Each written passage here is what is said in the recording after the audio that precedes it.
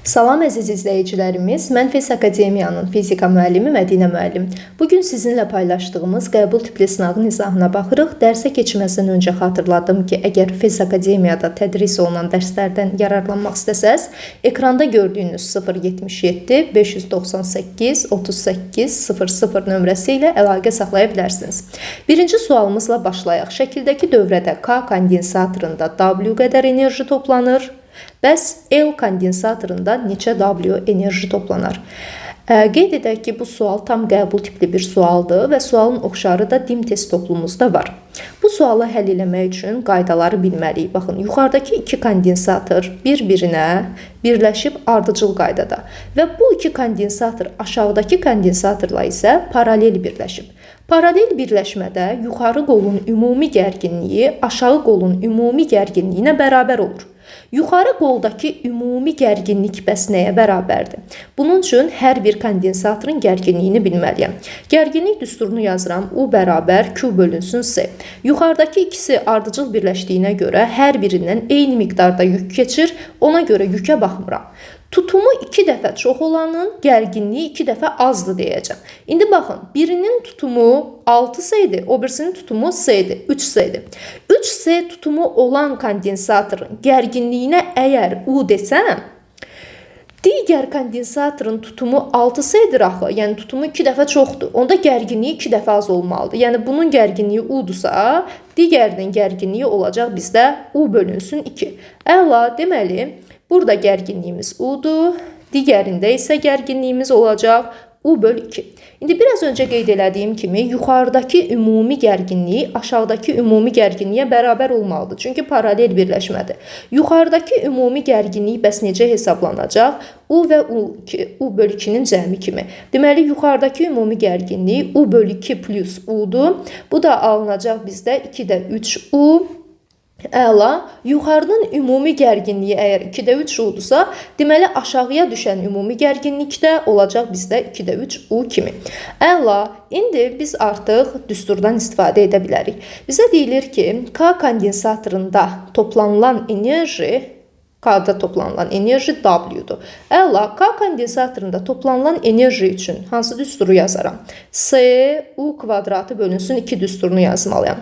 K-nın S tutumu 2S qədərdir. K-dakı gərginlik 2-də 3 U-dur. Onda yazıram 2-də 3 U-nun kvadratı bölünsün 2. Yəni S-U kvadrat bölü 2 düsturunu tətbiq edirəm. S-nin yerinə 2S, U-nun yerinə 2-də 3U kvadratı bölünsün 2 yazıram.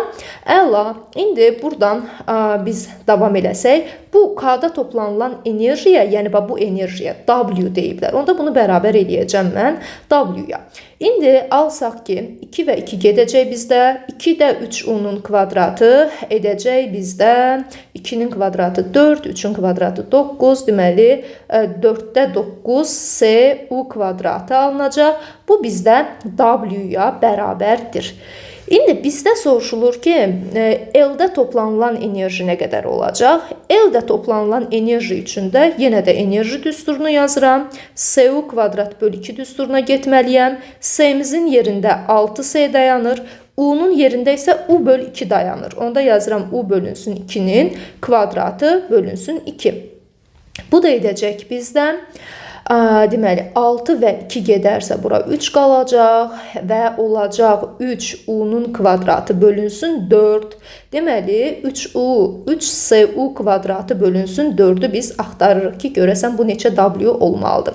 İndi baxın, əgər 9SU kvadratı böl 4 W-ya bərabərdirsə, 3U kvadratı böl 4 neçə W olar? Sualımız budur.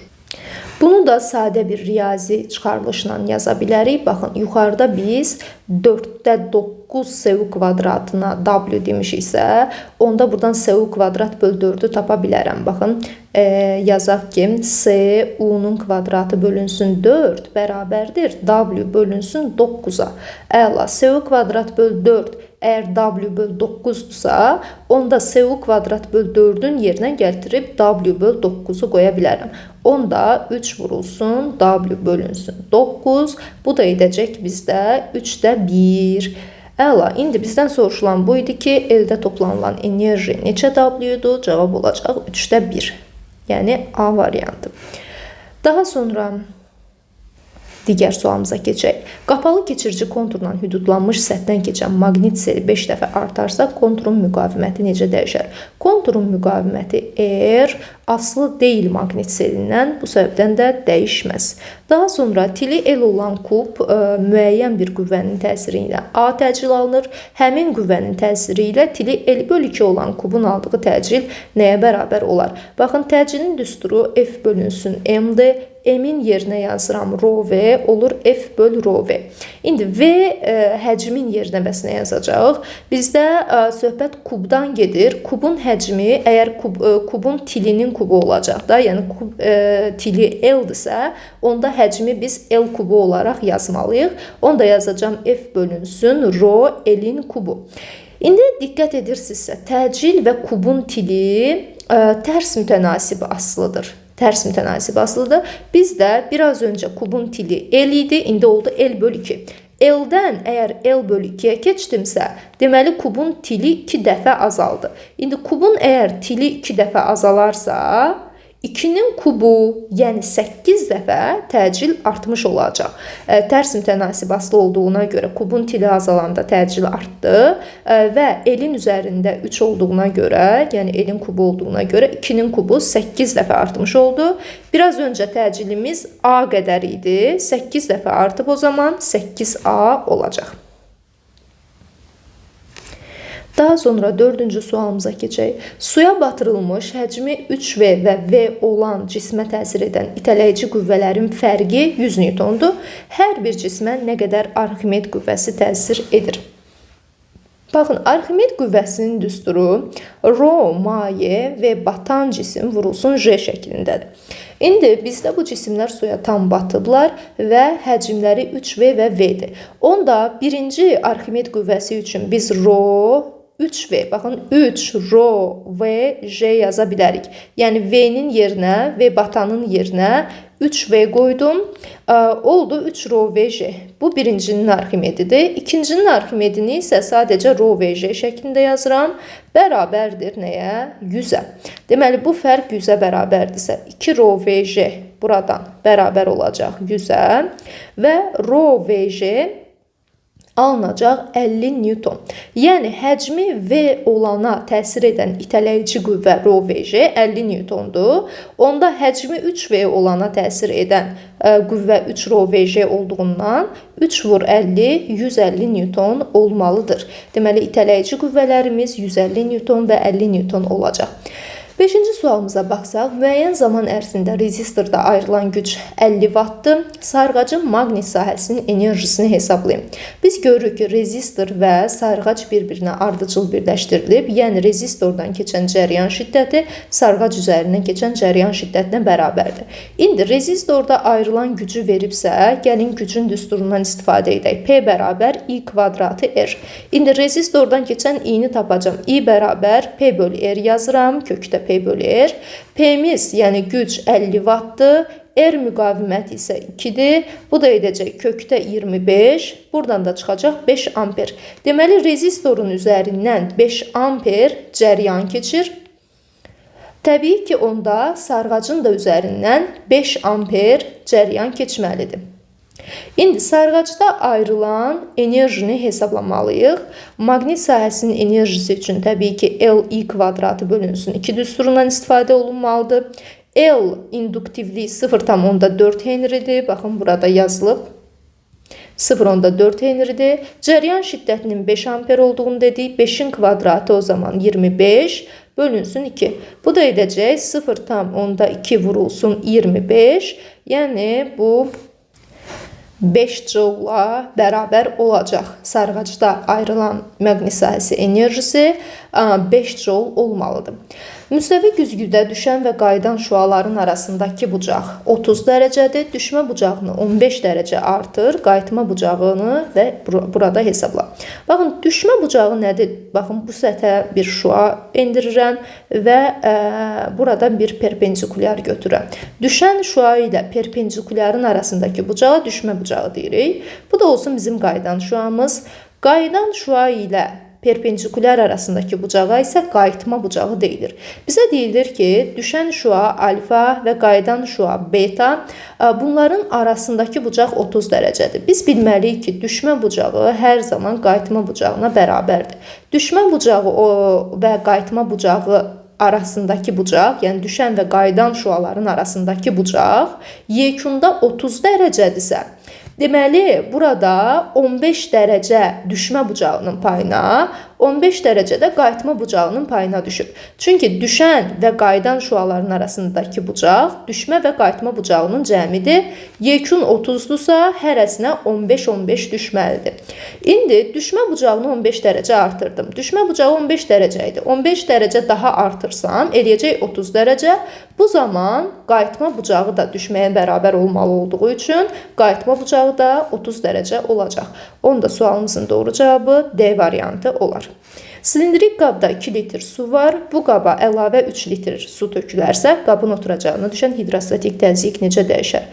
Qabın oturacağına düşən hidrostatik təzyiq üçün P bərabər ρGH yazıram. İndi silindrik bir qabı təsvir edək. Silindrin həcm düsturu V bərabər SH şəklindədir. Bizdə 2 litr su var. Sonra 3 litr su töküləcəksə, təbii ki, qabdakı suyun həcmi artacaq. Baxın, qabda biraz öncə 2 litr su var idi, həcm 2 litr idi. İndi 3 litr daha su tökdük, yəni yekunda 5 litr su oldu qabda. Qabdakı suyun həcmi artıbsa, su sütununun hündürlüyü də artıb. Qabdakı suyun həcmi nə qədər artdı? 2 litrdən 5 litrə, yəni 2,5 dəfə həcm artmış oldu. Əgər həcm 2,5 dəfə artıbsa, demək ki, qabdakı suyun hündürlüyü də 2,5 dəfə artıb. Qabdakı suyun hündürlüyü 2,5 dəfə artıbsa, deməli, təzyiq də 2,5 dəfə artmışdır. Cavab olar C variantı. Toplayıcı linzadan cisim 40 sm məsafədə yerləşəndə onun xəyalı özü boyda alınır və linzanın optik qüvvəsini hesablayın. Baxın, cisim toplayıcı linzadan 40 sm məsafədə yerləşir. Cisim məsafəsi balaca D bərabərdir 40 sm. İndi nə zaman cismin xəyalı onun özü boyda alınmalıdır? O zaman ki, cisim 2F məsafədə yerləşsin linzadan. Bunu biz bir qayda olaraq bilməliyik ki, cisim linzadan, toplayıcı linzadan 2F məsafədə yerləşəndə onun xəyalı tərsinə, həqiqi və özü boyda alınır. Onda cismin yerləşdiyi məsafə 40 sm-dir və xəyal özü boyda olduğuna görə bildim ki, 2F-də yerləşdirilib. Ona görə yazıram ki, 2F bərabərdir 40 sm. Buradan F fokus məsafəsi 20 sm olaraq alınır. Santimetri metrə çevirsək, yəni 100-ə bölsək, 0,2 metr edəcək. Bizdən isə optik qüvvə istənilir. Optik qüvvə D bərabərdir 1 bölünsün F-ə. O da bərabərdir 1 bölünsün. F-i 0,2 aldıq. 1 böl 0,2. Biri də 0,2'ye böldüyümüz zaman 5 dioptriya edəcək. D variantı bizim doğru cavabımız olar. Yükləndikdən sonra sabit cəryan mənbəyindən ayrılmış müstəvi kondensatorun lövhələri arasındakı məsafəni 2 dəfə azaltsaq, ondakı gərginlik necə dəyişər? Biraz öncə yazdığımız kimi gərginliyin düsturu Q bölünsün S idi. İndi bizə lazımdır kondensatorun lövhələri arası məsafə. S-nin düsturunu yazıram. Epsilon 0 S bölünsün D. Onu da gətirib qoyuram yerinə Q. S-nin yerinə qoyacağım epsilon 0 S bölünsün D. Bu D təbii ki, bölmə zamanı yuxarı çıxacaq. Olacaq QD bölünsün epsilon 0 S. Yüklendikdən sonra mənbədən ayrılmış kondensatorda Q sabitdir. Buna baxmırıq. S sahə, digərləri hər biri sabitdir. Bizə lazımdır lövhələr arası məsafə, yəni D. Əgər D 2 dəfə azalıbsa, gördüyümüz kimi gərginlik D ilə düzün tənasib asılıdır. Gərginlik də 2 dəfə azalmış olacaq. Yəni bu sualın doğru cavabı edəcək B variantı. Daha sonra 10-cu suala baxsaq, sxemi təsvir olunan dövrədə K açarını qapayanda ampermetr və voltmetrin göstərişi necə dəyişər? Yenə də baxaq. Burada bir səhifə açıram əvvəlcə. Baxın, bizə deyir ki, K açarını qapayın. Bu zaman necə bir dəyişiklik olacaq? Mən əvvəlcə K açarının açıq vəziyyətinə baxıram. K açarı açıq olduğu zaman cəryanın yolunu gəlin göstərək. Cəryan müsbətdən çıxır. Baxın, bu şəkildə gəlir. R rezistor üzərindən keçir. K açarı açıqdır. Açarın açıq olduğu yerdən cəryanı ötürə bilmərik. Ona görə də cəryan yuxarı gedəcək, aşağı gedəcək və bu şəkildə yoluna davam eləmiş olacaq. Yəni, açarın olduğu yerdən cəryanı ötürə bilmirik, çünki açar açıqdır. İndi K açarının açıq olduğu vəziyyətdə dövrənin ümumi müqaviməti nə qədərdir? Biz görürük ki, bu R ilə R paralel birləşiblər. Paraleldə bir qayda olaraq bilməliyik ki, müqavimət eynidirsə sayına böləcəm. Yəni, buranın ümumi müqaviməti oldu R bölü 2. Digər tərəfdən bir dənə də R bunlara ardıcıl birləşib. Ardıcılda isə müqavimətlər toplanır. Deməli, R ilə R bölünsün 2-ni toplayacağım. Eləyəcək bizdə 2-də 3R, yəni 1,5 R-də deyək ki. Deməli, K açarı açıq olduğu zaman dövrənin ümumi müqaviməti 1,5 R oldu. Bir daha xatırladıram. Bizdə bu iki dənəsi paralel birləşib, paraleldə yazırsınız R bölü 2, müqavimətlər eynidir deyə sadəcə sayına bölürsünüz. Bura R bölü 2-dir, yanında da bir dənə R var. Bunlar bir-birinə ardıcıldır. Bu R ilə bu R bölü 2 artıq ardıcıldır. Ardıcılda isə cəmləmək lazımdır. R bölü 2 ilə R cəmlədim, elədi bizdə 1,5 R. Bu oldu bizdə açar açıq olduğu zaman ümumi müqavimət. İndi gəlin açarı bağlayaq. Açarı bağladığımız zaman görək cəryanın yolu necə olacaq. Baxın, cəryan gəlir müsbətdən. Siz bir qayda olaraq yadda saxlayın ki, cəryan tənbəldir, o müqavimətsiz yolu seçəcək. Yəni, əgər cəryanın yolunda heç bir cihaz yoxdursa, müqavimət yoxdursa, həmin bu cəryan tam müqavimətsiz yoldan gedir hər zaman.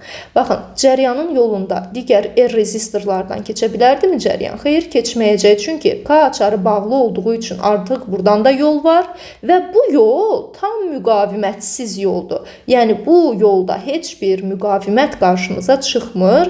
O səbəbdən də cəryan tam müqavimətsiz yoldan getmiş olacaq.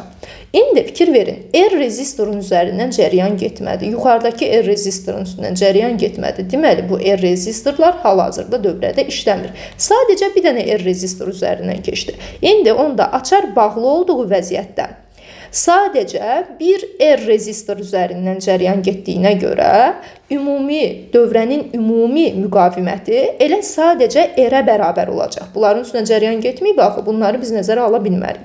Əla, indi görək cəryan şiddətimiz necə dəyişəcək. Çünki bizdən ampermetrin göstərişi istənilir.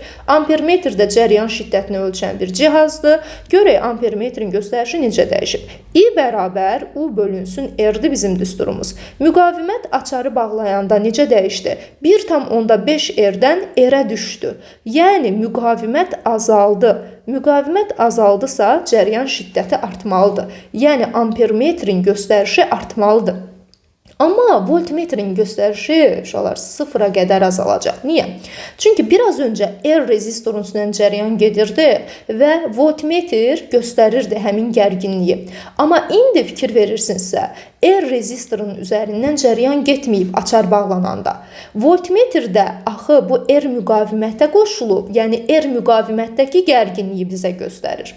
İndi bu R müqavimətin üstündən cəryan getmirsə, deməli bu voltmetrin göstərişi 0-a qədər azalmalıdır. Bu qədər, deməli, ampermetrin göstərişi artacaq, voltmetrin göstərişi isə 0-a qədər azalacaq. Baxın, bu sual imtahanda birə-bir istifadə olunmuş bir sual nümunəsidir. Səhv etmirəmsə 2023-cü ildə istifadə olunub. Getdik 11-ci sualımıza. Oğlan bərabər sürətlə şaquli aşağı istiqamətdə hərəkət edən liftin kabinəsindədir. İfadələrdən hansılar lift bərabər yavaşlayan hərəkətə başlayanda doğru olar? Oğlan bərabər sürətlə şaquli aşağı istiqamətdə, yəni sürət aşağı doğru yönəlib və lift bərabər yavaşlayan hərəkətə keçəcək. Baxın, lift aşağı doğru hərəkət edirdi. Birdən-birə bu bərabər yavaşlayan hərəkətə başladı. Yavaşlayan hərəkətdə də biz bilirik, sürətlə təcil əks istiqamətdədir. Yəni, sürət aşağıdırsa, artıq təcil olmalıdır yuxarı doğru. İndi bizə lazımdır ki, təzyiq necə dəyişəcək? P bərabər F təzyiq qüvvəsi bölünsün S yazmışıq. Yəni, təzyiqin düsturu, təzyiq qüvvəsi bölü S-dir. İndi təcil yuxarı doğru yönəldiyi zaman təzyiq qüvvəsi üçün biz mj üstə gəlinsin A yazmalıyıq, bölünsün S-ə. Onda mj-dən mj üstə gəl A-ya keçdik. Yəni, sürət artdığına görə təzyiq də artmış olacaq. Oğlanın dayağa göstərdiyi təzyiq artar.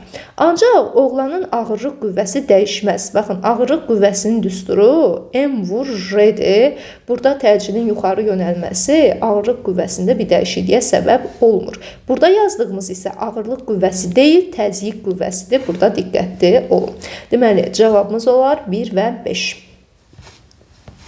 12-ci sualımıza baxaq. Metal kürəciyi sıxlığı 2 qram bölünsün kub santimetr olan mayeyə tam batıranda çəkisi 1,25 dəfə azalır və bizdən soruşulur ki, metalın sıxlığı nə qədərdir? Baxın, metal kürəciyi sıxlığı 2 qram bölü kub santimetr olan mayeyə batıranda, deməli, mayemizin sıxlığı 2 qram bölünsün kub santimetr qədərdir. Və bu metal kürəciyi mayeyə batırdığımız zaman çəki 1,25 dəfə azalır. Yəni, bu metal kürəciyi havada olarkən onun çəkisi P0-dır.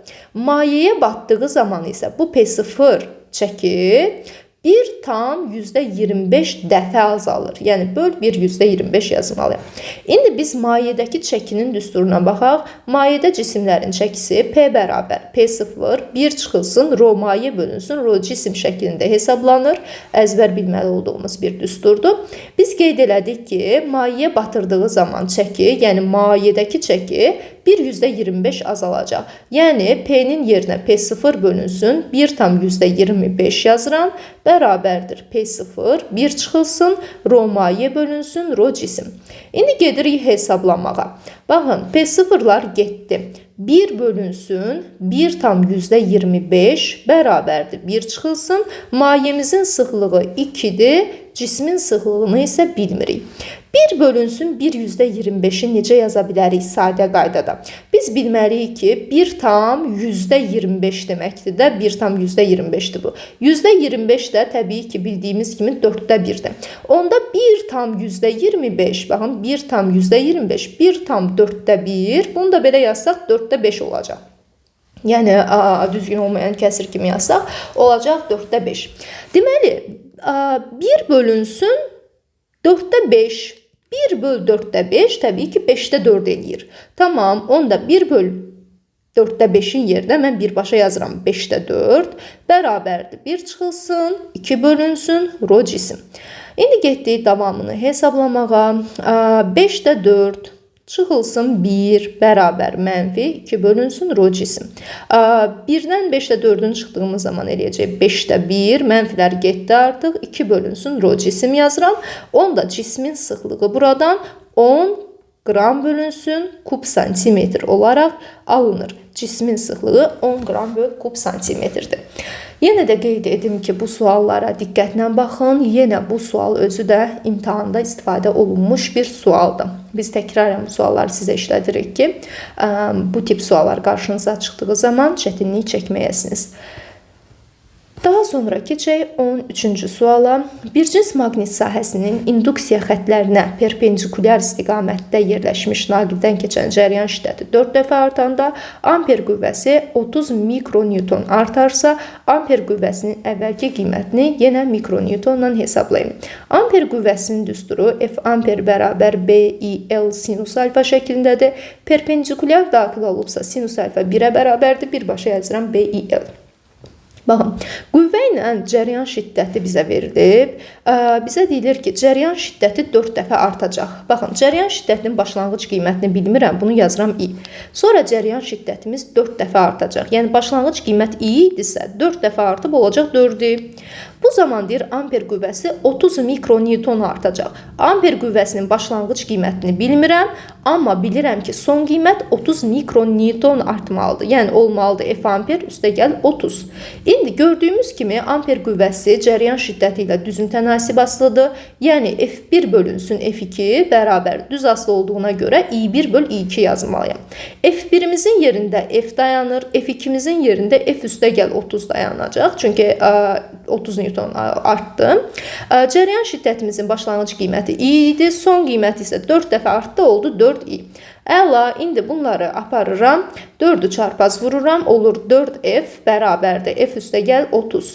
Buradan da 3F bərabər 30, F bərabərdir 10 Newton. Deməli, amper qüvvəsinin mikro ilə vermişdi də, bəli, mikro ilə almış olduğunda mikronewton. Deməli, bizdə qüvvənin əvvəlki qiyməti 10 mikronewton olacaq. Bu qədər. Daha sonra 14-cü suala gəlsək, yer səthindən 40 metr bölünsün saniyə başlanğıc sürətlə şaquli yuxarı atılan cismin 6 saniyədə getdiyi yolu hesablayın. Tutaq ki, bizdə belə bir cisim var. Bu cisim yuxarı doğru atılır. 40 metr bölünsün saniyə sürətlə. İndi bu cisim təbii ki, müəyyən bir hündürlüyə qalxacaq. Biz bilirik ki, şaquli yuxarı atılan cisimlər trayektoriyanın ən yüksək nöqtəsində bir anlıq dayanacaqlar. Burada sürət olacaq 0, ondan sonra düşəcək üzü aşağı. Baxın, biz 40 ilə atmışıqsa cismi, qalxma müddəti 4 saniyədir. 50 ilə atmışıqsa qalxma müddəti 5 saniyədir. Yəni maksimum hündürlüyə çatma müddətindən danışıram. 80 ilə atmışamsa 8 saniyə sonra maksimum hündürlükdə olacaq. Düstur var bizdə. T qalxma bərabər V0 böl J. Əgər mən 40 ilə cismi atdımsa J ona bölürəm, edir 4 saniyə. Artıq birbaşa deməyi də öyrənə bilərsiniz. Deməli, 40 ilə atdım, 4 saniyə sonra bu cisim maksimal hündürlükdə oldu. Amma bizə 6 saniyə verir ümumi zamanı. Bu cisim 4 saniyə üzü yuxarı çıxıb, deməli 6 saniyənin 4 saniyəsi getdi. Qaldı bizdə 2 saniyə. 2 saniyəni də bura yazıram. Yəni 2 saniyədə də hardasa bura qədər gəlmiş olacaq. Baxın, buralara qədər gəlmiş olacaq cismimiz. İndi ümumi yolu biz hesablamaq istəyirik. Ümumi yolu necə hesablayacağam? Baxın, əvvəlcə maksimum hündürlüyü tapacağım, Hmax-ı. Yenə də şaquli yuxarı atılan cisimlərin Hmax düsturunu bilməliyəm. V0 kvadratı bölünsün 2J yazıram. V0-ımız 40-dır. 40-ın kvadratı edəcək 1600 bölünsün 20. Bu edəcək bizdə 80 metr. Yəni cisim 80 metr üzü yuxarı çıxdı. Maksimum hündürlüyə qalxdı 80 metr. Bəs bundan sonra bu 2 saniyə üçün nə yazmalıyam? Baxın, başlanğıc sürət 0-dırsa, buradan aşağı üçün artıq JT kvadrat böl 2 ilə getməlisiniz. Onu da yazıram, H bərabərdir. JT kvadratı bölünsün 2. Yəni cisim maksimum hündürlükdə bir anlıq dayandı. Bu cismin sürəti oldu 0 və başlanğıc sürəti 0 olmaqla yerə doğru gəlirsə, təbii ki, H bərabər JT kvadrat böl 2 ilə biz bunu hesablamalıyıq. J'miz 10-dur və bizə geri qalan saniyə 2 saniyə idi. 2-nin kvadratı 4 bölünsün 2. Bu da eləyəcək 40 böl 2, yəni 20 metr. Bir sözlə bu cisim 80 metr üzü yuxarı çıxdı, 20 metr isə aşağı düşdü. Onda bu cisim ümumilikdə nə qədər yol getmiş oldu? 80 üzü yuxarı, 20 üzü aşağı, yəni ümumilikdə 100 metr yol gedəcək 6 saniyə müddətində. Daha sonra 15-ci sualımıza baxsaq, maddi nöqtənin radiusunun 10 sm olan çevrə üzrə fırlanması zamanı getdiyi yolun zamanın asılığı verilib və dövr tezliyini bizdən istəyir. S bərabərdir, V vurulsun T yazıram. Diqqət edirsinizsə, burada V-nin yerində 12 dayanır, deməli sürətimiz var. Sürətin tezliyi ilə bağlı düsturu 2 pi r-dir. Bizə lazımdır buradan tezliyi almaq. Tezliyi n-i aldığımız zaman tezliyə vuruq kəmiyyətləri 2 pi r düşür məxrəcə. Olur V böl 2 pi r. V-miz 12-dir dedik. 2 vurulsun pi-ni 3 verir. R radiusu isə 10 cm-dir. 10 cm bölürəm 100-ə ki, metrə çevrilsin. 100-ə böldüyümüz zaman eləyəcək 0,1 metr. Burada yazıram 0,1. Baxın, 12 və 6 getdi. Yuxarıda qaldı 2. 2 böl 0,1 də edəcək 20 saniyə üstündə -1. Deməli, cavabımız 20 saniyə üstü -1 olmalıdır.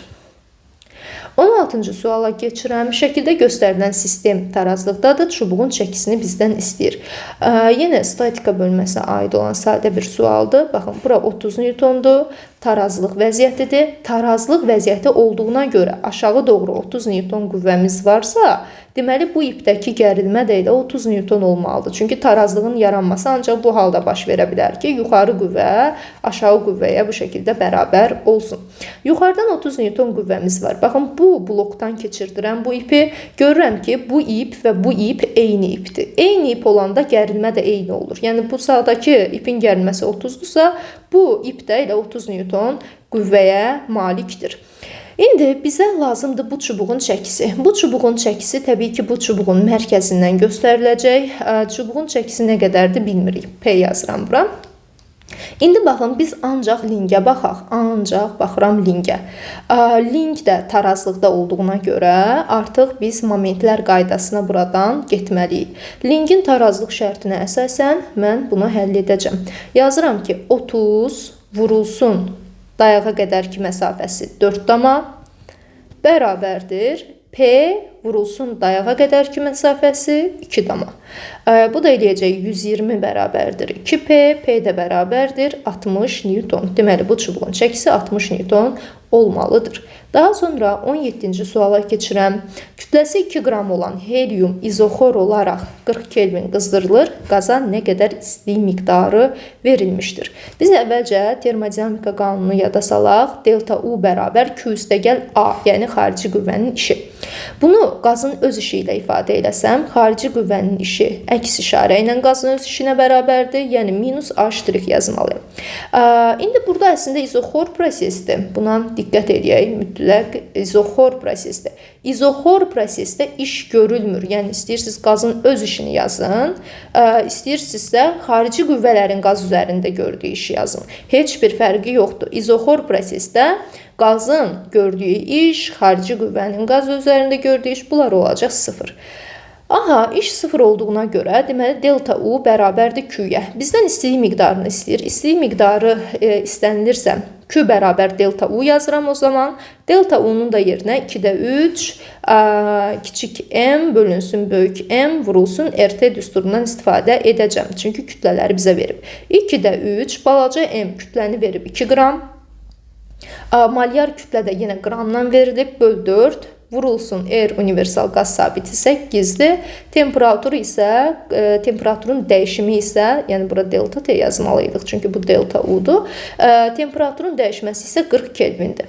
İndi həll eləsək, 2, 4, 8, 8-dən getdim və bizdə qaldı nə?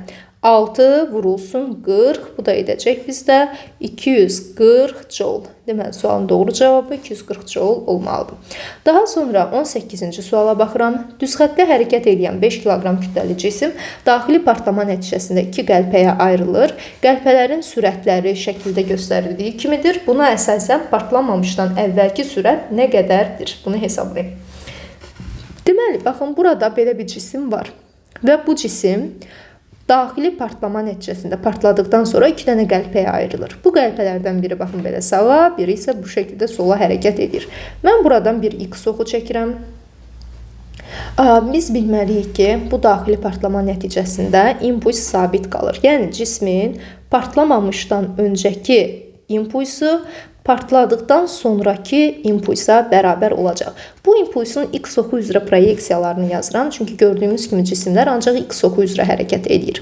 İndi partlamamışdan öncəki impuls nəyə bərabər olacaq? Baxın, P-nin düsturu M vurulsun V-dir.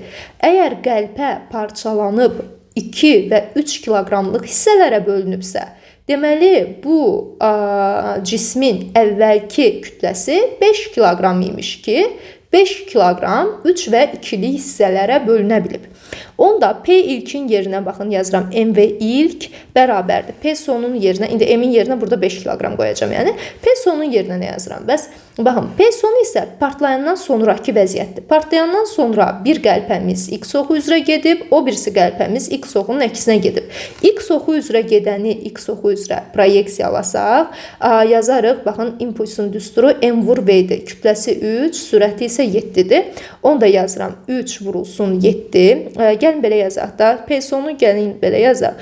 M1 V1 üstə gəl M2 V2 kimi. Aha, baxın, partlamamışdan öncəki kütlə 5 kiloqramdır. Onda M-in yerinə qoyuram 5.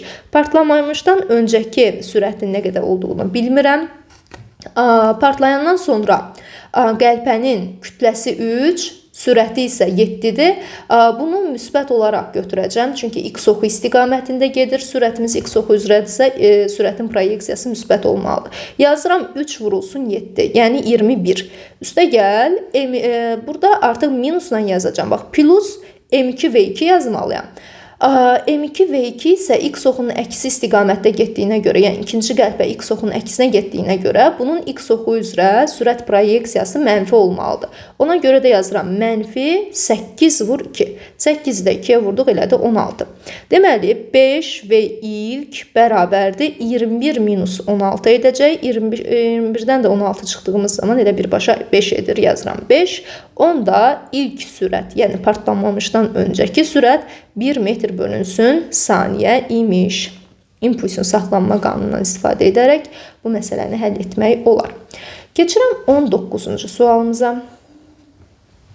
Cisim toplayıcı linzadan 3F uzaqlıqda yerləşəndə onun xəyalının hündürlüyü 5 cm olur. Cismin öz hündürlüyü nəyə bərabərdir? Bunu hesablamalıyıq. Baxın, cisim toplayıcı linzadan 3F məsafədə yerləşib. Yəni, cismin məsafəsi 3F-ə bərabərdir. Biz bilirik ki, toplayıcı linzada 3F məsafədə yerləşən cismin xəyalı həqiqi alınır və Nazi-Linza düsturundan istifadə eləsək, 1 bölünsün F bərabər 1 bölünsün D, üstə gəlsin 1 böl balaca F yazmalıyıq. Baxın, 1 bölünsün böyük F bərabərdir. Cisim məsafəsi 3F-dir axı. Onda D-nin yerinə 3F qoyuram. Olur 1 böl 3F üstə gəl 1 böl balaca F. Əla, buradan yazıram ki, 1 bölünsün balaca F bərabərdir 1 böl böyük F çıxılsın 1 bölünsün 3F. Əla, indi baxın, 1 bölünsün balaca F bərabər. F və 3F-ə ortaq məxrəc olaraq 3F-i götürəcəm. Buna çatmır 3, buna isə 1.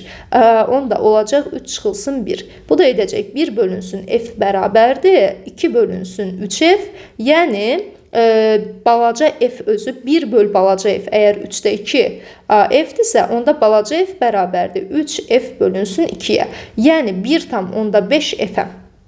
Deməli, xəyalın məsafəsi 1,5 F oldu. İndi biz xətti böyütməni tapaq. Çünki xəyalın ölçüləri və cismin ölçüləri arası münasibət istənilir. Biz bilməliyik ki, xətti böyütmə xəyala aid olan kəmiyyətlərin cismə aid olan kəmiyyətlərə nisbətidir. Yəni, məsələn, xəyalın hündürlüyü böl cismin hündürlüyü xətti böyütməni verir bizə. Xəyal məsafəsi böl cisim məsafəsi xətti böyütməni verir bizə. Əla, xəyal məsafəsi nə qədərdir? Xəyal məsafəsini indi bu dəqiqə aldıq ki, 1,5 F-dir.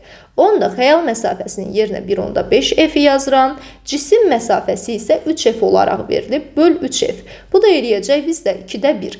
Yəni, xətti böyütmə 2-də 1-ə bərabərdir. Bu nə deməkdir? Xəyal 2 dəfə balaca alınıb cismin özündən. Yəni, cismin özü nə boydadırsa, onun xəyalı 2 dəfə balacalaşıb. Xəyal 2 dəfə cismin özündən azdır, balaca. İndi baxaq, bizə deyilir ki, xəyalın hündürlüyü 5 cm-dir. Biz xətti böyütməni 2-də 1 almışıq axı. Xəyal 2 dəfə kiçilib. Xəyalın hündürlüyü 5 cm-dirsə, deməli cismin öz hündürlüyü nəyə bərabərdir? 10 cm-ə bərabərdir. Ümid edirəm ki, bu sual sizə aydın olur. Olduqca maraqlı bir sualdır. Cavab olacaq bizdə 10 cm. Xətti böyütməmiz 2-də 1 alınıbsa, cismin ölçüsü 2 dəfə kiçilib. Cismin ölçüsü 2 dəfə kiçilib, yəni onun xəyalı 5 cm alınıbsa, deməli cismin öz hündürlüyü 10 cm imiş. Daha sonra keçək son sualımıza. Verilən kütləli ideal qaz üzərində gedən izoxor prosesdə onun mütləq temperaturu 200% artarsa, qazın təzyiqi neçə dəfə artar? Biz yazırıq PV bərabərdir nÜ/RT. Baxın, nÜ bizdə sabitdir, çünki verilən kütləli qazdan söhbət gedir. R universal qaz sabitidir, izoxor prosesdir, yəni həcm sabitdir və biz burada artıq görürük ki, təzyiq və temperatur bir-birindən düzüm tənasib olaraq asılıdır. Temperatur 200% artıbsa, bu temperaturun 3 dəfə artması deməkdir. Temperatur 3 dəfə artarsa, təbii ki, burada təzyiq də 3 dəfə artmış olar. Bu da oldu son sualımızın izahı. Ümid edirəm ki, izahlar sizə aydın oldu. Əgər bu izahlar sizə faydalıdırsa, onda bunu bizə bildirə bilərsiniz. Biz sizin üçün daha çox sınaqlar paylaşaq. Sağ olun, gələn izahlarda görüşərik.